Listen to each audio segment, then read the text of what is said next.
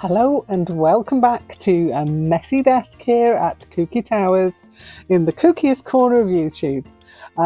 Yeah, I've got lots of things going on my desk at the moment, but I thought I would take a moment to show you some of the lovely books that I had over Christmas and kind of recently, and the ones that I'm loving to look at. Just rearranging myself. So this first one is called Abstract Embroidery and it's by Emily Botelho. It's a Search Press book, so I know it's going to be a good one. But look at that cover. Look how wonderful it is. Anyway, saw this one right up my alley. It's a brand new book. So that's all about Emily. I'm not going to show you everything, but look at all the beautiful detail here. So let's have a little look at the first page. So that's slow stitching with texture, colour and creativity, and it looks absolutely wonderful. I haven't had a proper delve into this one yet because it is so new, and I need a moment's relaxed time in order to go and have a little look. But the contents, so we've got projects in here: coastal and seaside, alpine and mountains, urban and man-made. And then there's kind of like a gallery at the back. But also tools and materials, how she works, hints and tips for photography, composition and design, and techniques. So it sounds brilliant. There was one in here that I was absolutely... But just give you a quick flick through and you can see the beauty. Look at all that. That reminds me of our Jen's beautiful work where she uses all the crusty beads to get that texture. Oh, where is that? Oh, there it is. Look at that. Look, let me take it up. Look at this. Look how beautiful. It's just glorious. So it's how to put together these most beautiful compositions using fabric, thread and obviously beads.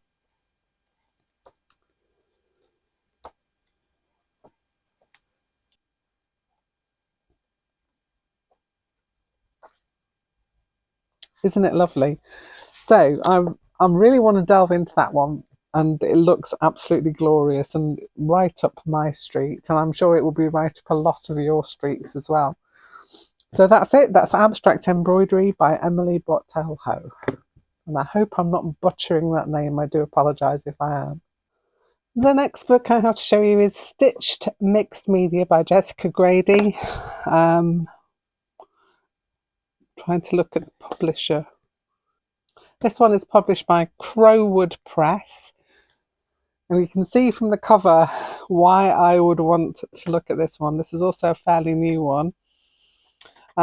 Jessica Grady uses a lot of recycled things within her work. So look at that. Just look at it. It's beautiful. So you've got the introduction, you've got beginnings, stitch and thread, paper, fabric, metal, recycled plastic, found objects, and then development and the material combinations. So it's the amazing thing is all the beautiful recycled pieces that she uses within her work. It's kind of, oh. So this one is an example of a colourful selection of mixed media materials to transform into handcrafted embellishments. Now I know that Jessica makes her own sequins from paper and things, and like sweet wrappers. I think that's a great idea. Absolutely brilliant. And washers, a lot of painted washers and things. But the ideas in here are amazing. Look at this, even how they are all displayed is beautiful. I'm not going to show you everything because it's really not fair to home in on everything, but just to, every time I turn the page I'm inspired. So there's a lot of beautiful things going on here. I like to give depth to pieces, you know, taking your work upwards off of the hoop are just amazing. So yeah, I'm making some metallic sequins. Embossing metal, that's what I showed you back in December. I've done a couple of ones where I've used embossed metal and things. But yeah, absolutely also recommended. And especially if you are of the mind that you want to recycle and reuse some of the things that you already have going on around your house. Stitched Mixed Media by Jessica Grady. This is one I've had on my shelf for a while. I love this book. It's by Helen Wells. Now, Helen Wells has got a YouTube channel, so if you can search up that, there's a few videos on there that you would probably find very, very interesting. Especially now we're doing work with sketchbooks and such in our Colour Inspirations journal. This might be a useful book to look at as well. So her work is very bright and beautiful. Again, right up my alleyway. So expressive sketchbooks, magic and motivation, getting going, techniques for exploring, experimenting, growing your ideas, a practice and progress. And there's all kinds of collecting and making papers for collage, resist technique, mixed media, getting out and about and taking pictures of the world around you so that you can use that for inspiration. I know our lovely Carrie has been doing that recently. So beautiful pictures that Carrie puts up on our Discord channel. But yeah, this one.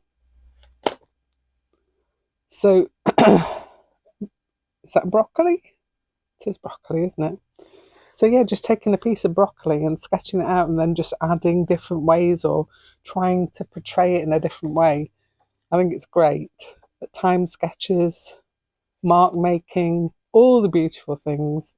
Lots of inspiration in there. So that's Expressive Sketchbooks by Helen Wells. That is a quarry book. Along the same lines, this is a book that I've had on my bookshelf for a long time. I'm trying to see when it was printed. It's a Batsford book, it's one of my favourites. 2005, so it's getting on for nearly 20 years old, but still very relevant. It's by Kate Greenlees, Creating Sketchbooks for Embroiderers and Textile Artists. Again, one for our lovely colour inspiration journalists. Sorry, I have to keep pausing because I still haven't got much of a voice, and yeah, talking's not helping me really. But here I am. Look at this. Look at it. It's beautiful. So lots of mixed media. So creating sketchbooks. This one is Purpose of a Sketchbook, Textile Artists' Ways of Seeing, Making Choices, Making a Start, and lots of things to read as well as look at. Lots of visual inspiration in here too. And how to change the edges of your sketchbook to add interest. Inventing and designing. This one. This is Julia Caprara. Page on Julia Caprara's work. Using collage, pattern, colour. So much to look at. Look at it. This is a piece of Maggie Gray's work. I do apologise for my coughing. Hopefully this will go soon. Thank goodness. It's on its way out.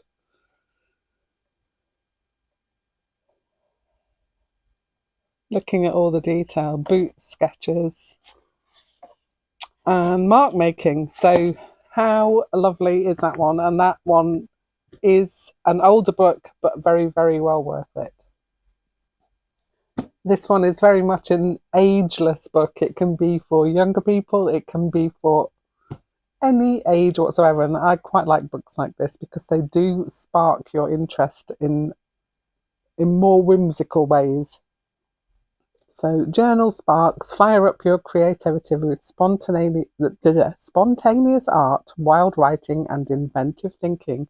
And this is by Emily K. Newberger. So, for those of us journaling at the moment, this is quite a lovely book to get inspiration for where you want to go with your journal. Getting started, observation, invention, collection, colour and construction, wordsmith, journal challenges, journal making and hacking. Very good. I like this. When the ideas whisper your name, invite them in.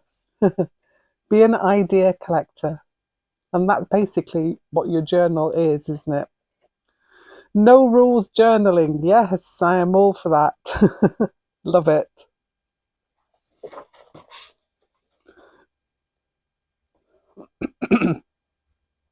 So I've got bits from Kerry Smith there, who was the author of Rex Journal. Lots about colour. Map your day. That appeals to me. I love that. Map your neighbourhood.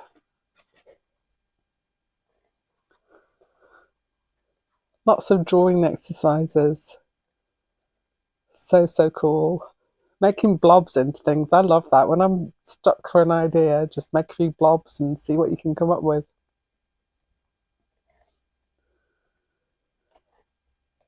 Hair. I love this. Doing hair with like collage. Brilliant. Fonts, tiny poems. As I say, there is so much in here. And at the back, you have some papers that you can work with. You could even photocopy these and work with them, perhaps. And some stickers. Always down for a sticker. So that's Journal Sparks by Emily K. Newberger. And this one is one of my many abstract and mixed media books, but this is a new one to me. And this is by Helen Kaminsky. It's published by Search Press, and it's Brilliant New Ways with Colour, Texture and Form. And it's part of a series of these innovative artist books. So you have Drawing Dramatic Landscapes. I don't know if anybody have the Scrawler box with the Robert Dutton stuff in it. That's that guy. Another one that looks quite interesting is The Art of Pyrography. This is going to be very useful if you're going to follow along with me to do the abstractuary next month. There's lots of ideas in here. So what is mixed media, sources of inspiration, all the way through you've got beautiful inspirational pictures, colour palettes. Lots about making a colour wheel. That's quite an interesting idea to do with collage. Beautiful. And neutrals.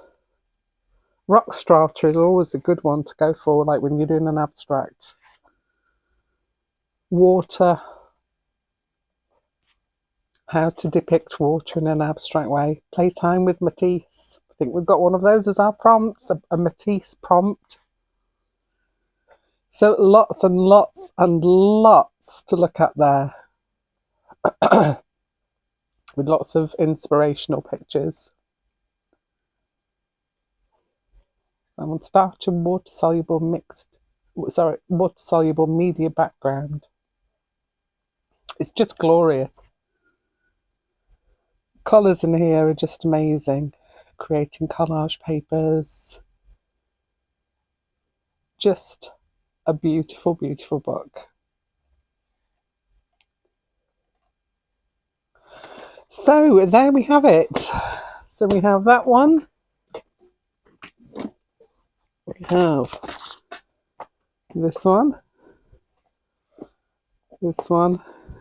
This one. This one.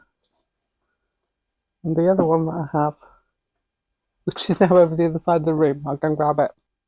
loads and loads of inspiration there to keep you going for years, I would say. So see if you can grab some from the library. The local library is always a good place to check out first. You can check it out, see if you like it. This is sometimes what I do, and then if I like it a lot, I'll buy it. If I have to recheck it out over 3 times, I'll just go and buy it. So that's my measure of a book, whether I want to get it. Sometimes I just jump in and buy it anyway. And next up are a couple of magazines that you might be interested in. This one's been out for years and years. It's the Textile Art magazine Embroidery, and it's put together by the Embroiderers Guild. So this comes out bi-monthly, I think. Yeah, January, February. And you'll get to see lots of things going on in the embroidery world, different artists' work, beaded tassel fringes. So that's a book called Passementary that looks really interesting. But then you get things like this one as well. This is Forage to Stitch.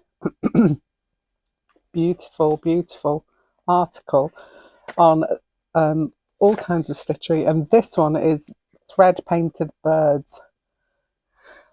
Close to my heart. Look at that boy. Love it. And this book here, which I've also earmarked as well, which is Stitched Journeys with Birds. It looks absolutely amazing. Look at those there. But that is a magazine that comes out monthly. Also, I found that this is available from my library as a download. So you can do like a digital copy of this for free from your local library. So that's another option for that. I do like to have a paper copy, but you know, if I can't get hold of it, I'll go digital. Or if you know you want to save some money because it's free from your library, well, it is here in the UK. But yeah, great magazine to subscribe to as well. So that's the Textile Art magazine Embroidery. And the other magazine I'm going to point you to is Raw Vision.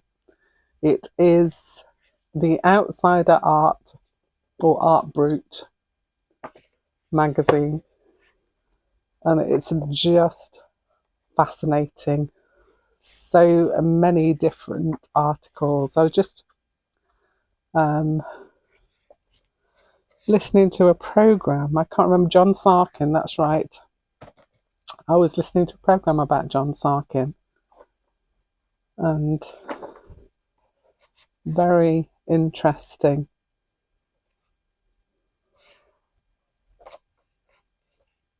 So cool. But look at all the inspiration that these magazines give you. I mean, outsider art's always been a fascination of mine, and if you have also been drawn to this kind of work, then this is absolutely, I think this is the only magazine that I know of that deals with outsider art. This one is Autumn and Fall. I've got the next one on its way, I think, for this one. And this is just one I got out of the back catalogue. So much inspiration in these magazines. It's crazy. They can take you off down all kinds of roads to explore things that you've never maybe even thought of before.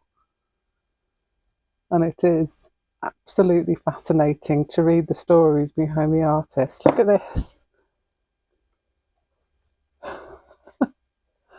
Making garments from wood.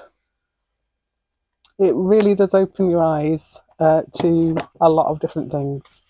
But I very much recommend Raw Vision as well as something to look at as you are going along. Maybe even libraries have copies of these that you can take as well. I haven't actually looked into that because I do like to have the actual thing in front of me. But yeah, that's it. That's it from me. I hope you've enjoyed this. I'm sorry about my coughing and spluttering and sneezing, and hopefully I'll be back to normal very soon. Not been able to concentrate on doing much at all, really, apart from trying to get a little better. I am feeling a lot better the past couple of days, but it's like, one day it'll have gone and I'll be back to normal again. Anyway, have a great day, have a great weekend, and I will be back here soon with something else. Bye for now.